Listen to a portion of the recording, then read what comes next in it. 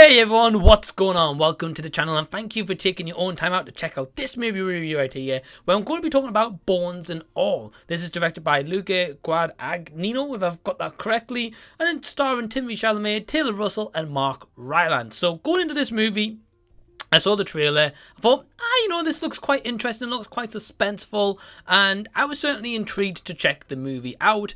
And when I learned about the plot, which is essentially just around love blossoms with this couple, who is a young woman and a drifter, played by Timothée Chalamet and Taylor Russell. However, their love is kind of in jeopardy when their pasts come to torment them, and they also have a final standoff they've got to deal with, and ultimately, will their love survive? So, again, I was intrigued in watching this movie, and I'm just going to get this right at the bat, is I did not like this movie at all. Yeah, I felt like when I was watching this movie, I almost felt like I was falling asleep during it, and this kind of 2 hour and 11-minute movie felt like 6 hours. So before I kind of go into my negatives where I really didn't like this movie, I'm going to go into a couple of positives here. And I will say that I like the acting overall here. Mark Rylance is definitely the best element of this. I also think Timothée Chalamet and Taylor Russell give a good performance. Now, Timothée Chalamet is an actor who I don't mind, but I've never been blown away by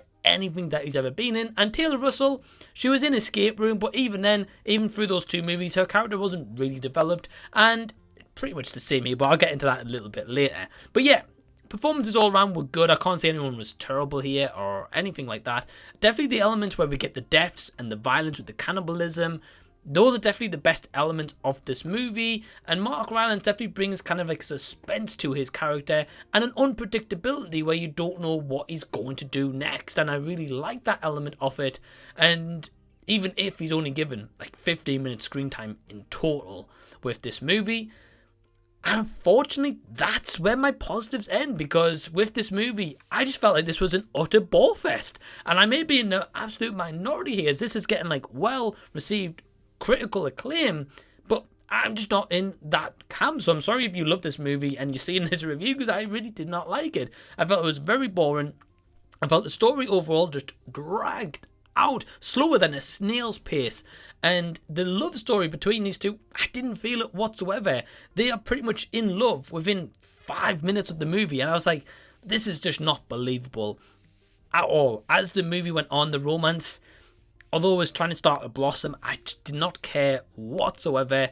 It takes far too long to get into the story and to the backstory of these two characters, and then by the end, it's meant to be like this really emotional big moment.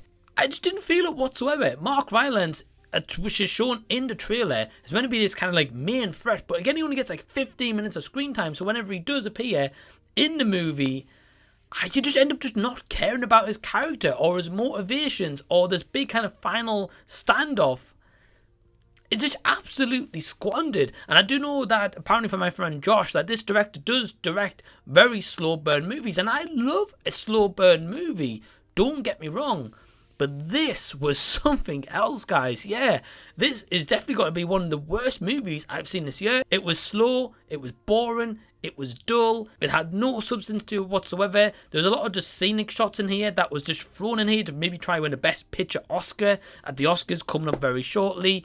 And also, I felt like the cinematography was all over the place in this movie. Like at times, you'd have it where Timothée Chalamet was in a frame, but half his body was, so you couldn't see his head, like from there. You'd see the top half of his body while he's walking. Or like Taylor Russell's character, the top part of the head, like he was missing, so you'd see the bottom part. And I was like, who made these choices to shoot this? And there's also a part where they're traveling in a truck, and it's like literally bouncing like this all the time. Like the filmography, it felt like maybe like someone was in the back of like a truck behind them trying to shoot it. It just didn't look good whatsoever. It was like shaky cam to the maximum. And yet I did not like this movie whatsoever. So my overall score is a 1.5 out of 5. So have you seen Bones and All? Are you going to check it out? Do you agree with me? Or are you on the complete opposite side to me? Let me know down below in the comment section. If you've enjoyed the video, please give it a thumbs up and also subscribe to the channel if you already haven't. And also, are you aware that I also have a Patreon? Yeah, down below in the description box, you'll be able to find the link to that Patreon where you get access to so much stuff, including early videos, my release schedules, see what comes on to the channel, exclusive Q&As, and so much more stuff coming very, very shortly. And I want to give a big special thank you to all my awesome patrons who help support the channel. But thank you for checking out this video, and until the next time that I see you, I'll be seeing you later.